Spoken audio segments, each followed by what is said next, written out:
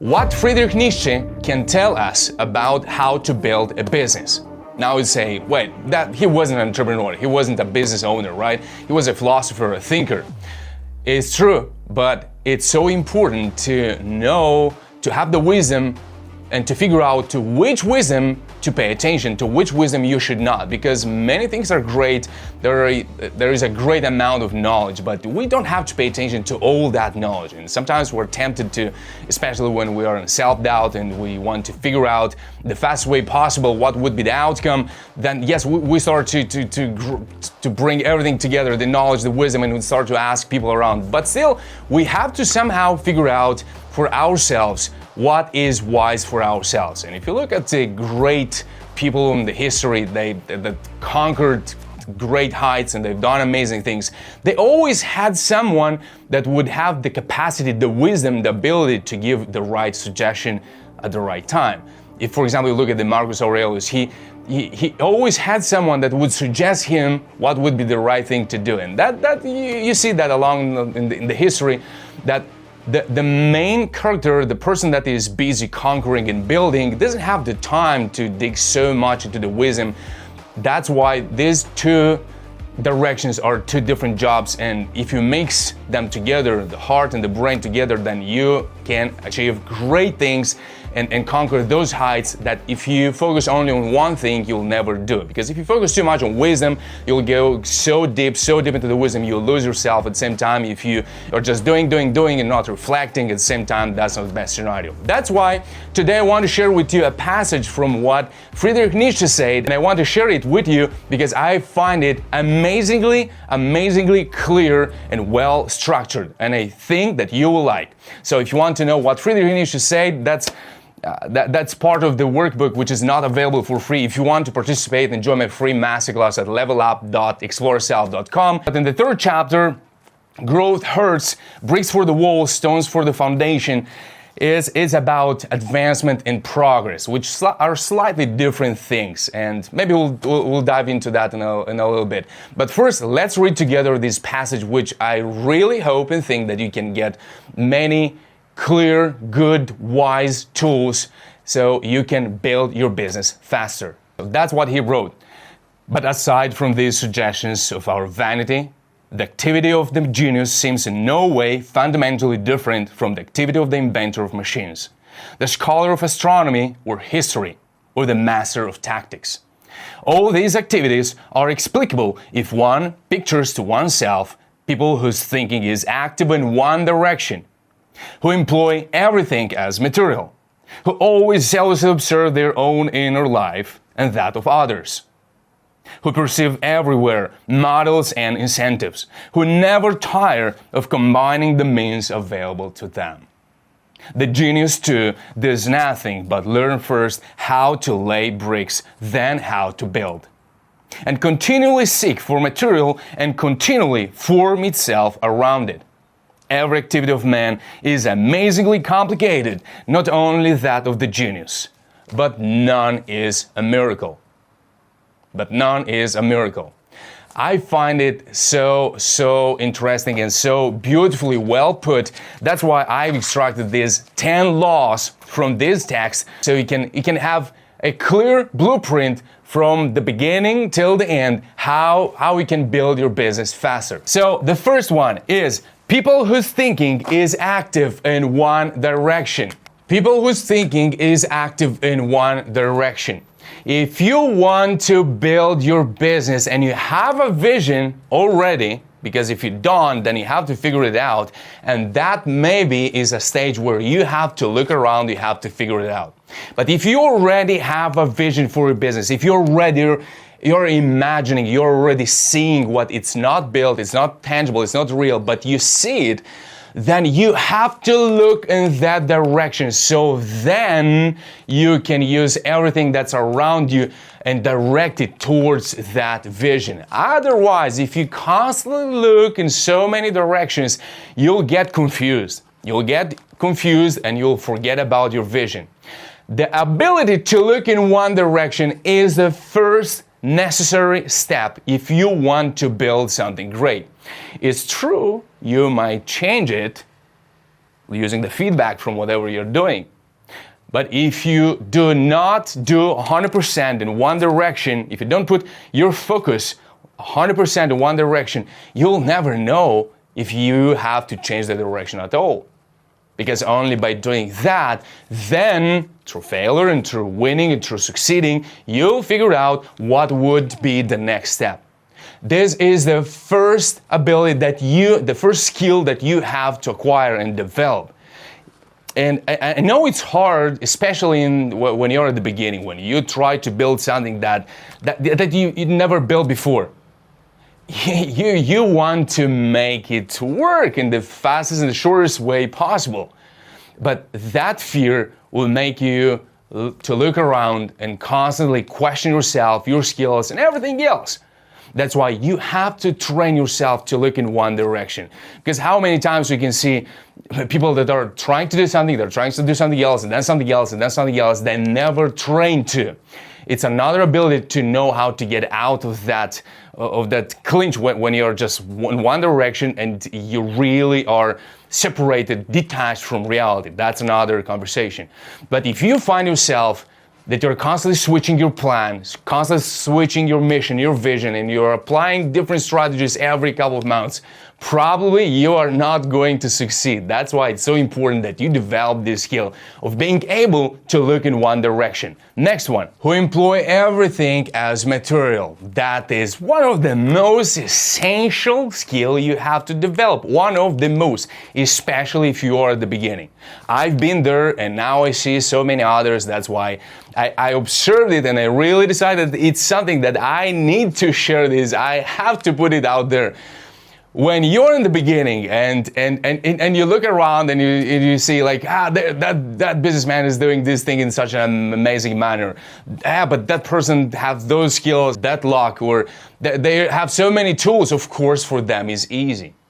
That's why if you look around what others have and you will focus on what you don't have, you will never build your business faster. Forget about having a vision, forget about reaching the heights you never reached before. And comes the moment when you have to put together everything you have now with what you have now. Don't wait for the best camera, don't wait for the best microphone, don't wait for the best quality, for the best product. As one of the greatest things I heard, if you're not embarrassed by the first version of your product, you've launched too late. That's a little bit harsh, right? You have to be embarrassed by the first version of the product, otherwise you've launched too late. What that means that you have to put together what you have now. And I know it's not easy, and I know we're very tempted to look constantly around and to wait until we have the best things, until we have the best tools, so then I will do whatever I want to do. You have to know how to employ everything and use it as material. Start from what you have now. I think if Friedrich Nietzsche would have been an entrepreneur, he could do a great job. Yeah, for sure. Number 3, who zealously observes their inner life. I know it's hard when you're busy, when you have so many things to do, but that is so important to know when you have to stop for 5 minutes, for 10 minutes a day, 15 minutes a day, maybe for a couple of hours a week, whatever works for you. But if you don't stop to reflect upon what you've done and what worked and what wasn't, and you are so attached to one idea, which I shared with you in another video, which I'm gonna put the link somewhere there right now. When you start to get angry at things that don't work because you're so attached to something that it's not working, and you're waiting for the moment when things are gonna change, but you haven't changed anything. So how do you expect something to change if you are so attached to something? Now, it's hard to question yourself. It's hard and sometimes uncomfortable to question your strategy or whatever you're working on. But we have to do that because you have to be more attached to the vision that you have for yourself than to the ideas and the strategies that you used until today. Otherwise, you're going to stay attached to the results that you're having now, and you'll never have different results that you had until today.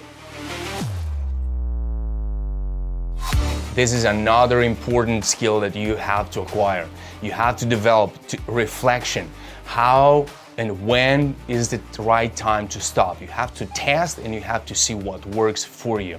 If you don't stop to reflect, you're going to find yourself in that fast loop going on, and it seemingly for you it will be some progress, and probably there is some progress, but there is no advancement, because the difference between advancement and progress is that progress, you're just progressing, you're evolving, you're growing, but advancement is towards that specific direction. Are you advancing towards that vision?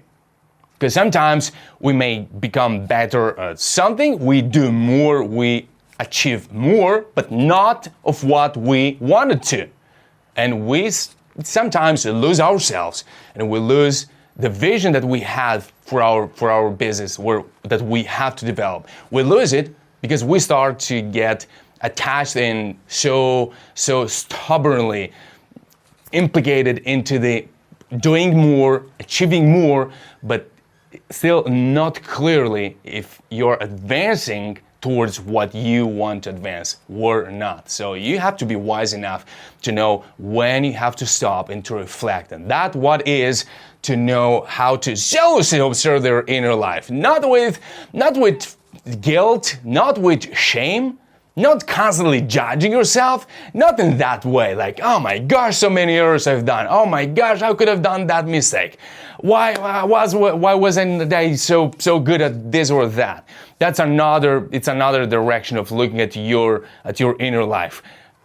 Jealously observe their inner life with enthusiasm, and you look backwards and say, oh, I tried this, I tried that. That's amazing. I've already tried 3 ways. Maybe it's time that I tried 4, but wait, let's reflect a little bit before I start to move forward. And the next one is a tip for the third one is and that of others. If you only look at what you have done, then you will get a better version of what you have done. But if you want to achieve, and if you want to if you just want to get better, and if you want to understand everything how it works, then that's the way. But if you want to make that vision that you have for your business, you want to make it real in your lifetime, if you want to achieve your goal, then you have to be wise enough to put yourself aside a little bit and to not be constantly focused on your inner life, and to start to look around. Hey, there are others that have already achieved what they want to achieve. So wouldn't it be amazing to mix their experience with yours so you can advance faster and grow your business faster? Friedrich Nietzsche is on fire. I think that we need some more Nietzsches today. Next one, number 5, we perceive everywhere models and incentives. You have no idea how much wisdom you can get and how many examples are already there around. And you'll see in the next laws or the next rules that I've extracted a very simple example, which I already read to you. First, you have to learn how to lay bricks and then how to build. That's a simple thing. You just stop and you just reflect for a couple of minutes. You just observe what is going on in your life and the life of others. And you'll see so many examples, so many models, so much wisdom, and the answer most of the time is somewhere there. It's very near, it's right in front of your eyes. But because you didn't stop to reflect, because you were too focused on yourself or too focused on others, that's why you have to know which one of these 10 is your weakest spot. And you have to learn and you have to know yourself enough, knowing where is that you start to lose yourself and you start to go in the forest instead of doing whatever you have to do. And if you know that part of yourself where you have to pay more attention, then probably the answer, the best thing for you is to figure out which of these 10 is that you have to pay more attention than to others. Great. So the models are always there. You just have to look around and to perceive them. Doesn't mean that you have to do the same thing. Doesn't mean that you have to replicate the same model. But you have to develop that capacity to see them, to perceive them, and then to reflect what you want to use and what you don't want to use. That is up to you. So in this way, you become your own consigliere. That's the way when you become your own wise man that can give you good suggestions. And we have to develop that. Otherwise, we're constantly looking around and you might also build a great thing, but it doesn't feel yours. So maybe that's not your thing, but some of us do have this tendency to think in that way. So it's true that at a certain point, you need others which are just focused on business strategies or in mindset, or somebody's good at something else, or maybe you have some inner problems that they have to solve. So then you bring the specialists in that will help you and will guide you. Absolutely, yes. But still, if you haven't formed yourself, if you don't know your own structure, then you'll be so vulnerable and you'll be constantly influenced by everyone around you. That's why you have to know your values, you have to know your strengths, you have to know your weaknesses, your weakest spot, so where you have to pay more and more attention. You have to be wise enough for yourself, so then you know which specialist you want to bring in, to who you want to trust a skill or another, or to delegate one department or another. Next one, who never tired to combine the means available to them. That's one of this rule, the number 6. I was very bad in time. When you start to be tempted by others, people's capacities, tools, or what others do have and you don't have. Because what is available to you, and I don't mean only technical or business skills, I talk about your inner machine, your inner engine, your mindset.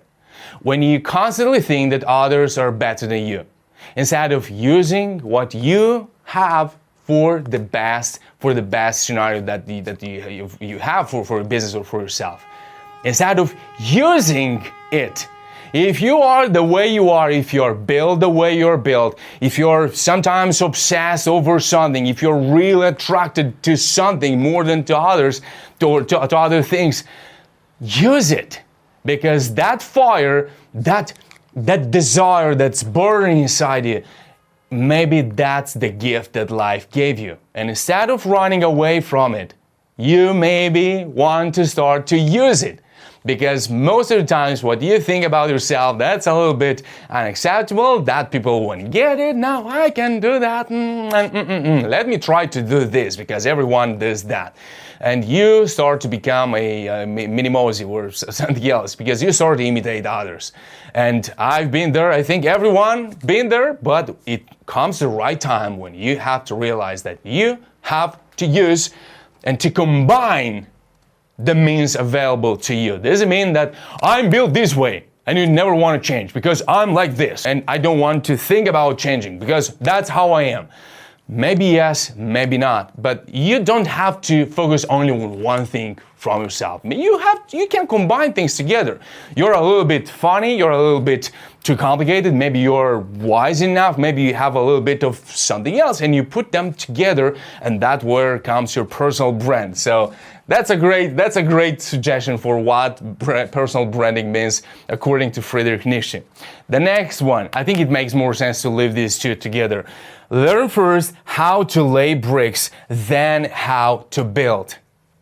You don't want to be that wishful thinker that's constantly focused on the vision. I'm gonna do this, I'm gonna do that. And your actions, maybe they're the right actions, but because they are oriented towards that long-term vision, you don't see the advancement. That's why you first want to learn how to lay bricks. Let me first figure out how am I going to deliver my product. And then I start to build the product. And you adjust things along the way. But if you're focused only on, let me create that beautiful product, let me make the best videos that I can, or let me first to buy these elements and then I will order in China and they will make this and they will send that and then I will meet someone and then somebody and then someone and then I will. Then you also are going to make so many errors because you didn't build and you maybe don't even know if you need it or not. So first learn the discipline. And discipline is boring. Laying bricks isn't great. I remember in my 20s, I was working in construction, helping others that were building whatever they were building, but I didn't have any skills and I didn't like doing it. But all what I was doing during the day was moving stones from one place to another. So it was boring. Why? First, because it didn't require my intellectual skills, but I had to do that. At the same time, it was even more boring because I'm creative, but in that moment I couldn't express my creativity. But I learned something else. While I was doing that, I learned the cost and the price and the sweat that you have to give and pay for that little result that I was getting at that time. So it taught me something else. And I needed to do that because then I knew what I have to run away from. The main point is that it is boring. Putting a brick on another, laying bricks, and when you have a vision, it's much more interesting because you're building and you're seeing your advancement towards that vision. When you don't, it's boring, but you have to build that tenacity. You have to develop that discipline. If you say that you're going to do something, and Myron Golden has a good tool for not setting goals, but to set a habit. For 3 months, I'm going to do this for that amount of time every single day. And I'm gonna do that every single day. So then it transforms itself in a goal. So it might be even bring you much more result than you would have achieved if you just set a goal. But in this way, you put yourself in a condition where you have to practice achieving that goal every single day, right? So first you have to lay bricks, and that sometimes is boring. And then you'll learn how to build. Do not change or shift the position of these two, because that might lead to disaster, or sometimes it will lead nowhere. Because you're focused on building and you're not experienced, you start to build, you'll be rushed because you're going to make stupid mistakes. And if you want to do whatever you want to do in your lifetime, then probably would be great if you first learn how to lay bricks and then how to build. Number 9, continually seek material. Continually seek material. Because if you're not evolving, if you're not bringing innovation in your systems and your process and your mindset, if you do not even open yourself for new perspectives, then without openness, the perspective is going to be the same. Almost nothing changes when you have the same perspective. And almost everything can change if you first change your perspective. And in order to do that, you have to be open for changing. Here we get a little bit more philosophical. Here Nietzsche wants to sign his codex. Who continually seek material. If you're not building, probably you are surviving. And if you try to survive, probably you will die sooner than you planned. Because in order to survive, you have to have the tenacity, the capacity to look around and constantly improve your systems. You have to move forward. You have to become better, even if you don't have a greater vision than what you have now. Maybe you're good with what you have, and you thought you are doing everything right, but you see now that things are changing and they're going down and things are not so good as they used to be before. And they're wondering what's going on. I was good with what I had, and now something is happening. I'm losing the grip. I'm losing my business. Why? Because you were not improving. You were focused on surviving, and that leads to distraction. For that reason, continually seek material. Do not stop building. Do not stop growing and evolving. Otherwise, you will disappear. And if you're okay with that, that's your choice. But if you want to even more to build greater things, if you want to scale your business, then you have to look for material around, and maybe in your inner life, maybe in that of others. But you've got to keep your eyes open.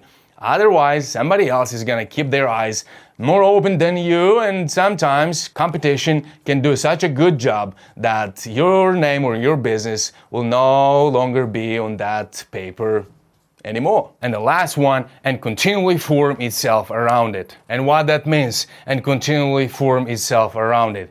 I know people that have their shelves in the house full of books. 30 books, 40 books, 200 books, 300 books. They have gigabytes full of books and documents and information, constantly seeking material, but only that.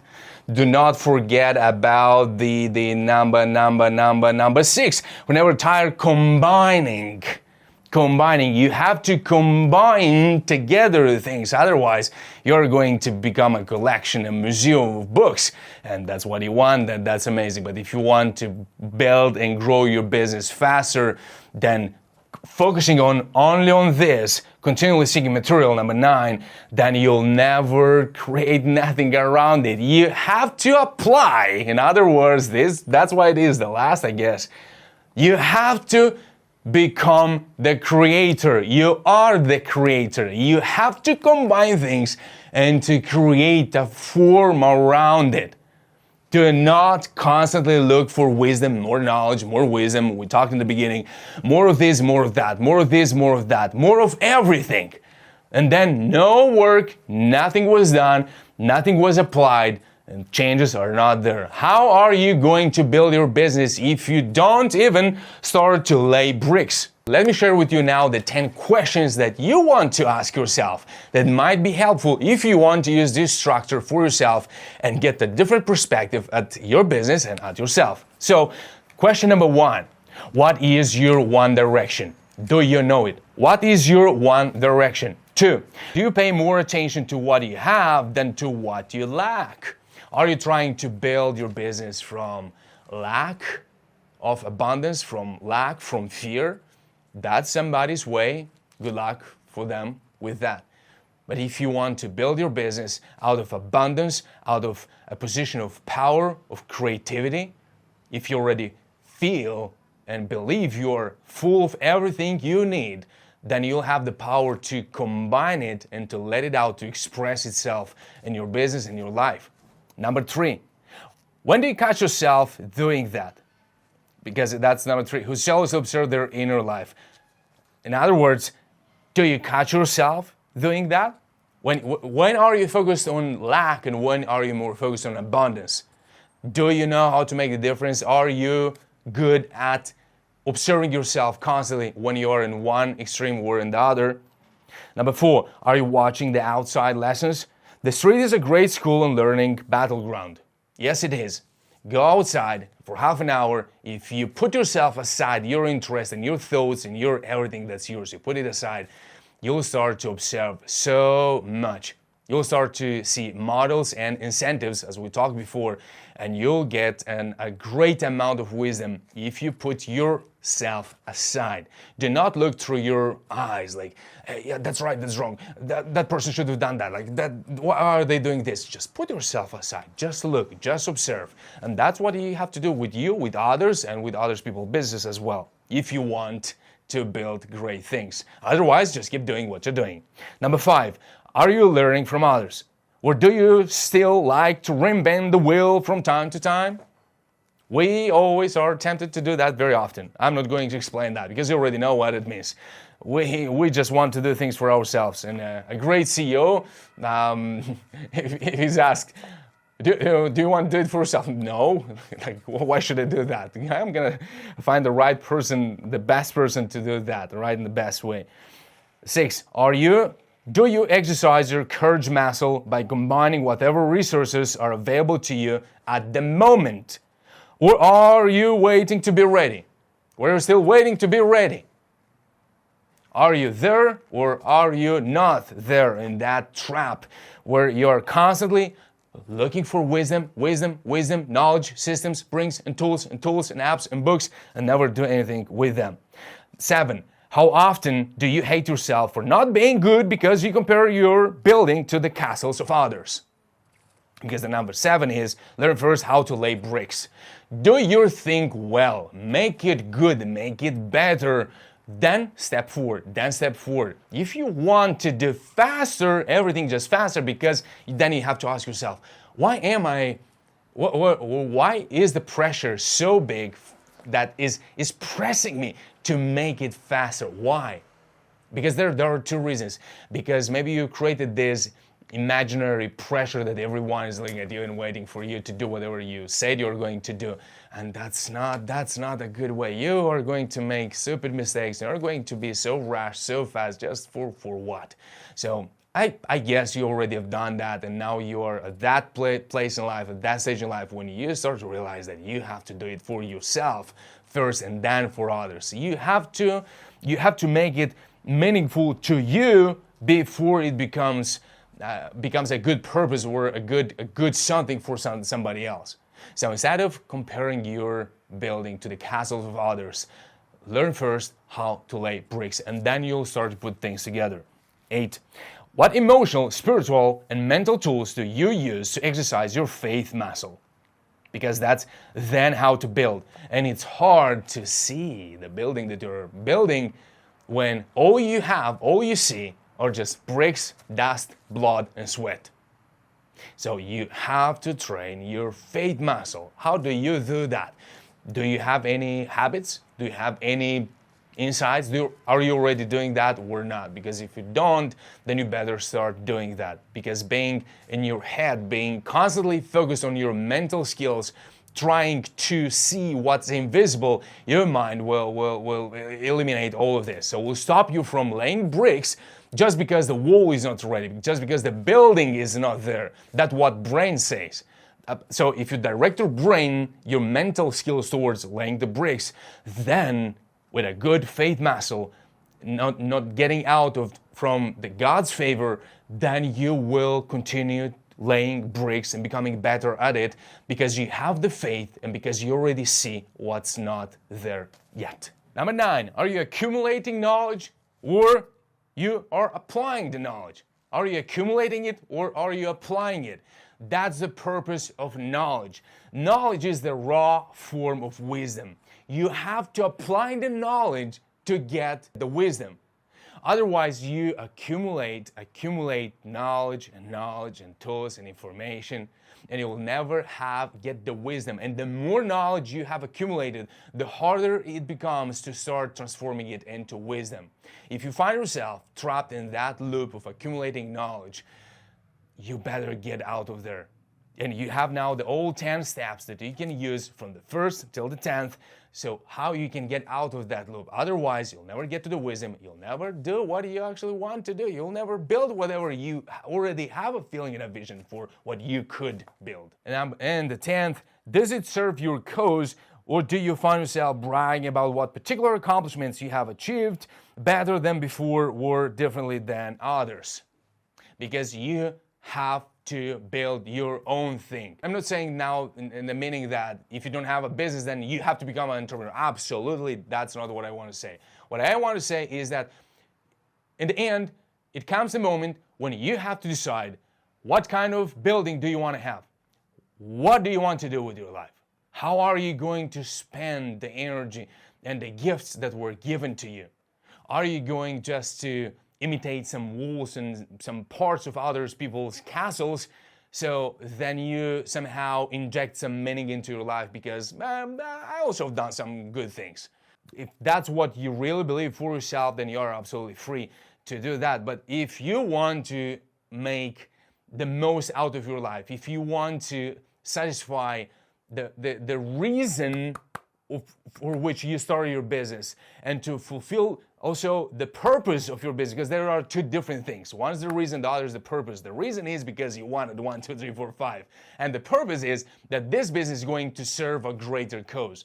So if you find yourself building things that are in somehow an imitation or a prototype of what others, business owners, have built, it will not serve your purpose. It will serve your reason, because it will satisfy the reason that you've started. But when it comes the moment that you are not fulfilled by your business, maybe it's a working business, but it somehow doesn't bring you fulfillment in your life. That's because somewhere we're imitating others instead of making the decision, taking the responsibility to make it your way, to make it the way you want to see it, and to be for something and to stay against something. That's so important when you start to make your own way, the way you want to build things, the way you want to live your life, and the way you want to grow your business. The tools are the same, wisdom is different, and the vision is absolutely different for each of us. If you want to grow your business faster, if you find yourself that you're tired, where you can't manage your actions, your focus, as we discussed in the first one, you struggle to direct your energy and potential in one direction, or you don't have results. Seemingly there is some progress, but there is no advancement. Now feel free to join my free masterclass, the link is there below, or go to levelup.exploreself.com. levelup.exploreself.com. It's a free masterclass, feel free to join, do good, get rich, be great. From Explore Self MBA Mindset Business Academy, I'm Alex. Take care. Bye-bye.